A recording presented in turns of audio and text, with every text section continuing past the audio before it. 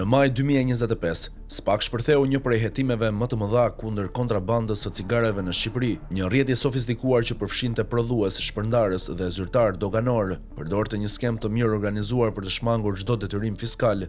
Sipas dokumenteve hetimore, produktet e duhanit prodhoheshin në vend, deklaroheshin si eksporte për në vendet e rajonit, por në realitet mbeteshin brenda territorit shqiptar dhe shpërndaheshin ilegalisht, pa paguar akciz apo TVSH. Skema ishte e thjeshtë për nga forma, por alarmante për nga përmasat. Eksporti fiktiv që i kushtoi shtetit shqiptar mbi 36 milion euro humbje në vetëm pak muaj. Por ajo që e bën këtë rast edhe më të rëndë është fakti se ndodhi brenda një infrastrukture që prej vitesh paguhet pikërisht për të ndaluar kontrabandën. Kjo infrastrukture ka një emër, SICPA. Kompania zvicerane SICPA është koncesionari kryesor për prodhimin dhe menaxhimin e pullave fiskale në Shqipëri nga viti 2011 deri në dhjetor 2024. Ajo u prezantua si një zgjidhje teknologjike kundër evazionit dhe u pagua me mbi 110 milion euro nga taksat e qytetarëve shqiptar. Për të garantuar kontrollin e mallrave të akcizës, sistemi i saj përfshinte pulla me element sigurie, pajisje të vendosura në linjat e prodhimit, platforma digjitale gjurmimi dhe raportim në kohë reale për çdo shkelje. Me fjalë të tjera, SICPA është radari i shtetit kundër kontrabandës,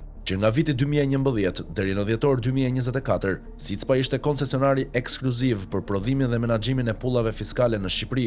Ajo mori përsipër të instalojë teknologji sigurie, të gjurmojë produktet e akcizës dhe të sinjalizojë çdo devijim, me mbi 110 milion euro të paguara nga taksat e shqiptarëve. SICPA u prezantua si garanci e pakontestueshme ndaj kontrabandës. Por pas zbardhjes së këtij rasti, një pyetje qëndron pezull dhe kërkon përgjigje. Ku ishte SICPA? A funksionoi sistemi i saj i monitorimit? A u ngrit ndonjë alarm? A pati ndonjë raportim për eksportet që rezultuan fiktive?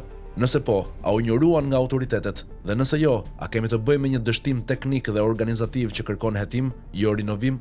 Për më tepër, në fund të vitit 2024, përpara se SPAK të shpërthente skandalin, SICPA rikthehet në skenë, këtë herë jo si koncesionar, por si bashkaksionere në shoqërinë e re shtetërore, Alb Trejsko, që ka marrë përsipër prodhimin e pullave fiskale. Shteti shqiptar mban 51% të aksioneve, ndërsa pjesa tjetër i përket një subjekti të regjistruar në Emiratet e Bashkuara Arabe, dhe vetë SICPA zotëron 40% të këtij partneri arab përmes një strukture të regjistruar në Dubai.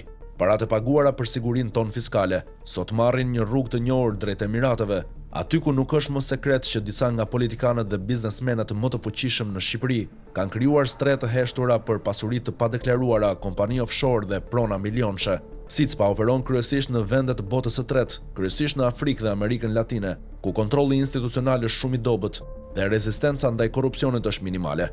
Nga Kongo në Tanzani, nga Uganda në Venezuelë, SICPA ka ndërtuar sisteme të shtrenjta fiskale, të cilat në shumë raste janë anashkaluar, kritikuar ose thjesht nuk kanë funksionuar. Në prill të vitit 2023, vetë autoritetet federale të Zvicrës e dënuan kompaninë SICPA për mungesë të masave kundër rishfetit dhe për përfshirje të tërthortë në pagesa të dyshimta ndaj zyrtarëve të huaj në Amerikën Latine. U vendos një gjob prej 1 milion frangash dhe konfiskim përfitimesh prej 80 milion frangash. Me fjalë të tjera, SICPA është kompani e dënuar në vendin e vet për dështim sistematik në kontrollin e korrupsionit. Dhe sot, kjo kompani mbetet e lidhur zyrtarisht me sistemin fiskal shqiptar përmes një strukture të re, por me fuqi reale të njëjtë.